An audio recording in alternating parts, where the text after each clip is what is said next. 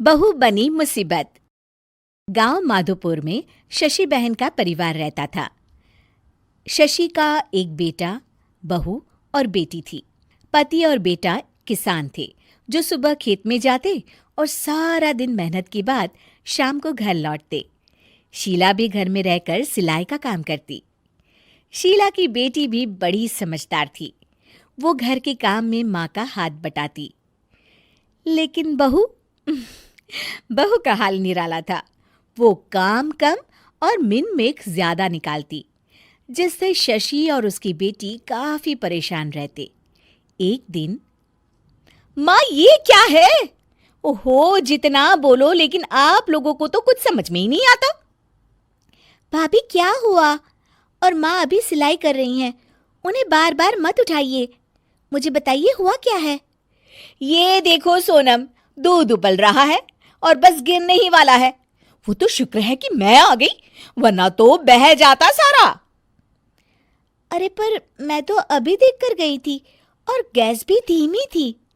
हमेशा दूध सामने खड़े होकर ही उबाल दिलवानी चाहिए, ठीक है ना?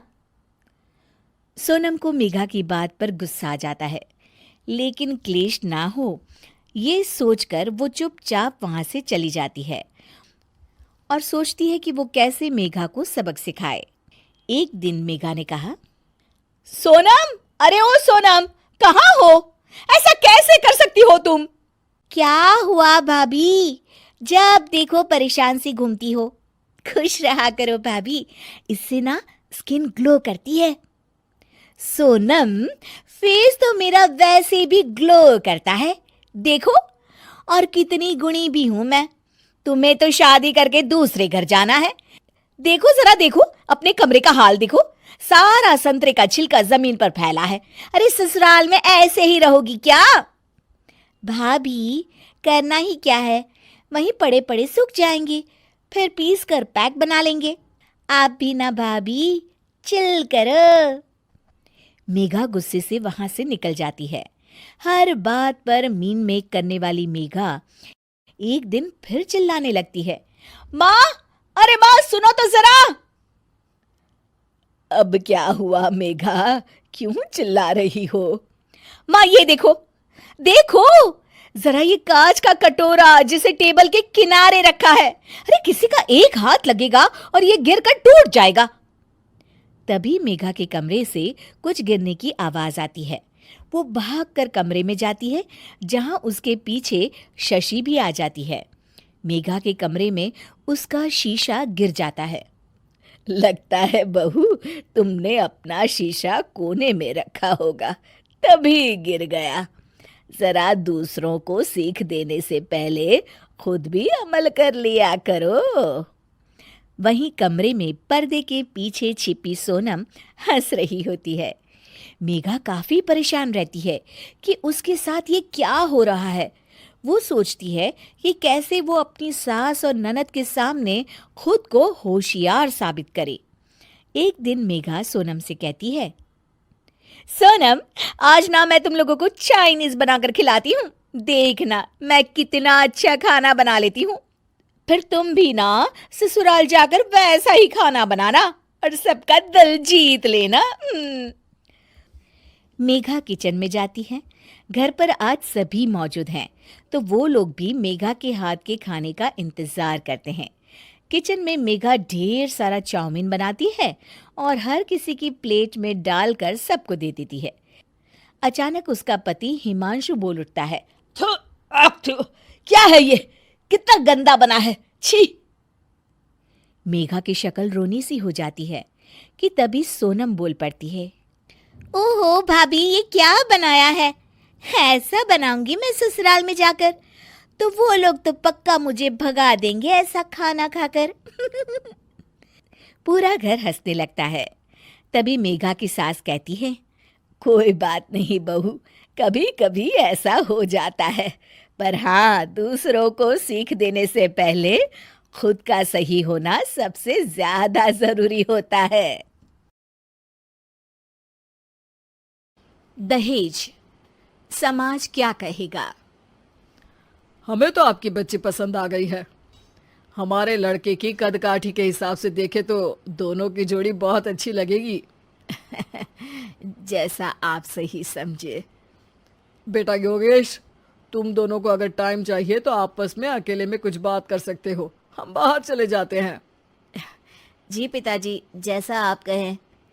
योगेश और सविता को अकेले वक्त देकर सब वहां से चले जाते हैं। चाय कैसी लगी? चाय भी अच्छी लगी और आप भी। सच में?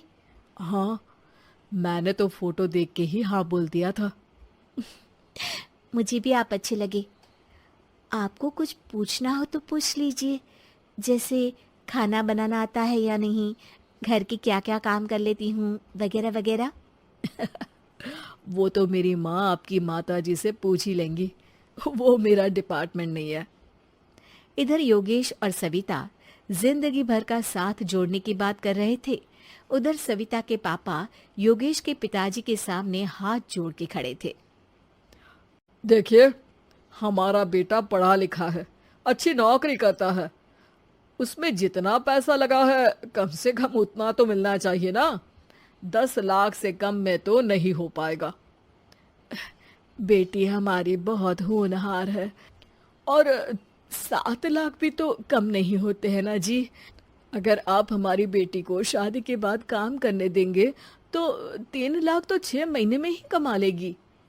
हमारे घर में ये सब नहीं होता, औरतें घर संभालती हैं और आदमी बाहर के काम। जरा मेरी बात तो समझिए, एक कार देने के बाद 10 लाख रुपए नगद देने में हमारी कमर टूट जाएगी और इसके अलावा टीवी फ्रिज तो देना ही पड़ेगा। शादी की तैयारियां, मेहमानों की पूछ परख, बारातियों का स्वागत। बेटी की शादी में बाप पर बहुत दबाव होता है जी। देखिए, हमारा बेटा कोई दुकान में रखी चीज नहीं है जिसके ऊपर हम भाव ताव कर सके और आप उसे कम दाम में खरीद लेंगे। 10 लाख से एक भी रुपया कम नहीं होगा। ठीक है, जैसा आप कहे जी, पर आधा पैसा अभी और आधा कन्यादान के वक्त दे देंगे। अरे, इसमें भी किश्त मांग रहे हैं आप? हमने तो सोचा था कि अच्छा परिवार होगा आपका। अच्छा ही परिवार है देवनाथ जी, पर पैसों की थोड़ी तंगी है ना, वरना सब ठीक ही है हमारे परिवार में जी। देवनाथ वहां से अपने बेटे योगेश को लेकर चले जाते हैं और कुंडली मिलवाई जाती है। 36 में से 32 गुण मिलते हैं। जल्दी शादी का मुहूर्त भी निकल आता है। अब कन्या को बुलाइए। आओ बेटी, यहाँ बैठो, योगेश की बाई और। मंत्रोच्चार शुरू करते हैं। मंगलम भगवान विष्णु मंगलम गरुड़ध्वजा मंगलम। सविता के पापा सविता और योगेश के बीच में जाकर बैठ जाते हैं। बेटी, तेरी माँ को यहाँ बैठना था, पर तेरी विदाई नहीं देखना चाहती होगी शायद, इसीलिए पहले ही चली गई। बाबा, हंसी खुशी का माहौल है, रोने का समय तो विदाई के वक्त होता है ना, तब ये इमोशनल अत्याचार कर लेना। अभी तो मुस्कुराइए, कैमरा आसपास ही है। तभी पीछे योगेश के पिताजी आ जाते हैं। अभी तक पैसे नहीं आए आपके यहाँ से? उठा लूं क्या बेटे को? आते ही होंगे, मैंने अपने छोटे भाई को व्यवस्था करने के लिए कह दिया था। अरे तो जल्दी कराइए ना, वरना देर हो जाएगी, समझ रहे हो ना आप? योगेश और सविता दोनों एक दूसरे की तरफ देखते हैं। सविता चाहती है कि योगेश कुछ बोले, पर योगेश अपना मुंह दूसरी तरफ फेर लेता है। पापा, कितने पैसे की बात की है आपने? अरे बेटी, तुझे इससे क्या मतलब? मेरी डील की है ना, तो मुझे तो पता ही होना चाहिए। कन्यादान की विधि शुरू करेंगे। तभी योगेश के पिता वापस वहां आ जाते हैं। पैसे देते हैं या बेटे को उठवा लूं? मैं आपके हाथ जोड़ता हूँ जी, थोड़ा सा इंतजार कर लीजिए। देवनाथ वहां से चले जाते हैं। तुम अपने पिताजी से कुछ कहते क्यों नहीं? उनके सामने कोई आवाज नहीं उठाता।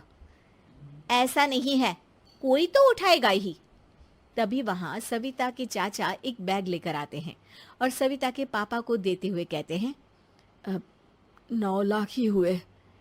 आत्माराम इशारा करके योगेश के पिता को वहां बुलाते हैं। क्या? सिर्फ 9 लाख? बाकी 1 लाख कहाँ है? नहीं हो पाए जी, शादी के बाद कर देंगे। अरे आप बात से पलट रहे हैं।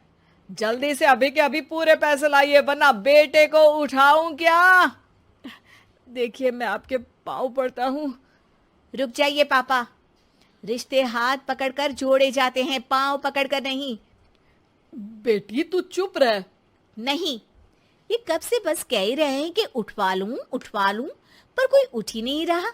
लो मैं ही उठ जाती हूँ। बेटा अपशगुन हुआ। दहेज लेना सबसे बड़ा अपशगुन है, पाप है, पाखंड है। और योगेश, तुम्हें मैं पसंद हूँ तो कुछ बोलते क्यों नहीं? और तुम्हारे पिताजी, अरे देवनाथ जी, आपके नाम में ही बस देव है, काम तो आपके असुरों जैसे हैं।